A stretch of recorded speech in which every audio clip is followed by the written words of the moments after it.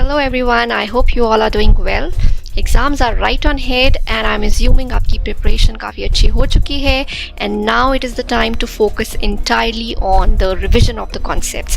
So now if you're looking to score 40 plus in strategic management out of 50, so उसके लिए आपकी क्या approach होनी चाहिए? What are some important topics? What are the points that you need to consider?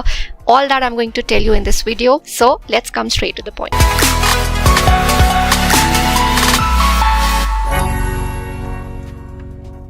अब क्योंकि हमारा target 40 plus है out of 50, so we can not pick and choose amongst the 5 chapters of strategic management. हमें सारे ही chapters को equal weightage देना है, इक्वल इंपॉर्टेंस देना है और सारे ही चैप्टर्स की अच्छे से रिविजन करके जानी है. Then point number 2, make sure to do all the important topics. अब ये इंपॉर्टेंट टॉपिक्स कौन से हैं?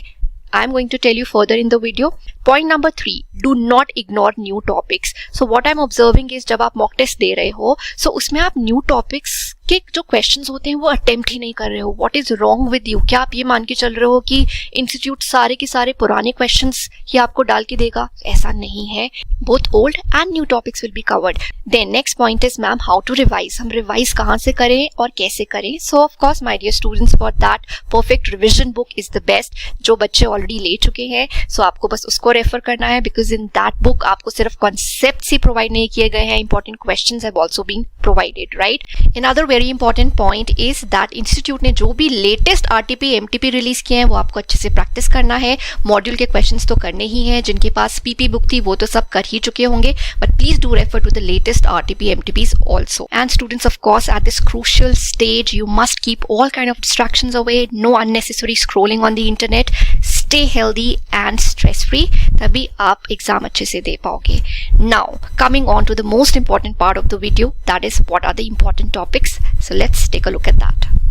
So in chapter number 1, some important topics are of course the concept of strategic management, जिसमें उसकी importance, limitations, proactive, reactive strategies, the entire concept is important.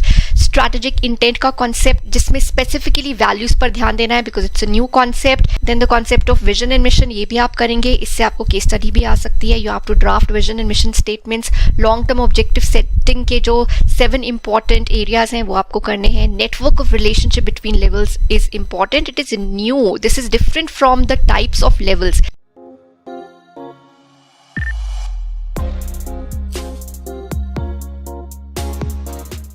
Second chapter की बात करें तो इसमें the concept of business environment जो कि नया ऐड हुआ है, micro factors, macro factors and macro factors को एनालाइज करने के लिए PESTLE analysis is equally important. Then international environment एक और नया टॉपिक है कि इंटरनेशनल इन्वायरमेंट की जब असेसमेंट होती है किन लेवल्स पर होती है. Then Michael Porter's 5 forces, all the 5 forces are important along with the generic strategies of Michael Porter जो कि आपके 3rd चैप्टर में है. कस्टमर बिहेवियर वाला ये जो पूरा टॉपिक है ये आप अच्छे से करेंगे. Then there is this another topic, attractiveness of industry, जिसमें सिर्फ कुछ फैक्टर्स दिए हैं, की पॉइंट्स, बस आपको वो एक बारी रीड करके जाना है. कॉम्पिटिटिव लैंडस्केप बार बार आता है, यू नेवर नो, इस बारी भी आ जाए. एक्सपीरियंस कर्व का कॉन्सेप्ट. 3rd चैप्टर की बात करें तो उसमें Mendelow's matrix, very very important. The concept of strategic drivers, 4 strategic drivers हैं, उनमें जो आपका फर्स्ट है इंडस्ट्री एंड मार्केट्स, उसके अंडर स्ट्रैटेजिक ग्रुप मैपिंग करके जाना. Then the entire concept of core competency, competitive advantage, जितने भी क्राइटेरिया होते हैं, कैरेक्टरिस्टिक्स होती हैं, रिसोर्सेज और कैपेबिलिटीज की, सी के प्रहलाद वाला कॉन्सेप्ट. एंड जैसा कि मैंने आपको बताया यहाँ पर स्ट्रैटेजीज भी करनी है माइकल पॉटर की, which is a part of chapter 3. Talking about 4th chapter, stability strategy is very important. Retrenchment strategy में जो टर्न अराउंड स्ट्रैटेजी और इसका एक्शन प्लान. एक्सपेंशन स्ट्रैटेजी में कंसेंट्रिक एक्सपेंशन स्ट्रैटेजी जो होती है, ग्रोथ स्ट्रैटेजी, उस पर ज़्यादा ध्यान देना है. इनोवेशन जो नया अंडर न्यू स्कीम ऐड हुआ है, इस टॉपिक को अच्छे से करके जाना है, इसके क्या यूजेस होते हैं. एंड पोर्टफोलियो एनालिसिस मॉडल्स तो हमेशा ही इंपॉर्टेंट होते हैं आपके, BCG matrix, GE matrix, ANSOF matrix, all these models are important. Finally, talking about the last chapter, which is the lengthiest chapter, McKinsey 7S model. It's a new topic. Definitely आपको करके जाना है. Strategic planning क्या होती है, पुराना topic है. Uncertainty, strategic uncertainty में how to deal with strategic uncertainty, इसमें 5 strategies हैं, वो करके जानी है. Strategic leadership, basic concept है. Types of leadership क्या होती हैं, role क्या होता है, responsibilities. Organization structure में SBO, M-Form, matrix structure, इन पर थोड़ा ज़्यादा ध्यान दे लेना. Digital transformation का concept, very very important, नया ऐड हुआ है. And strategic performance measures.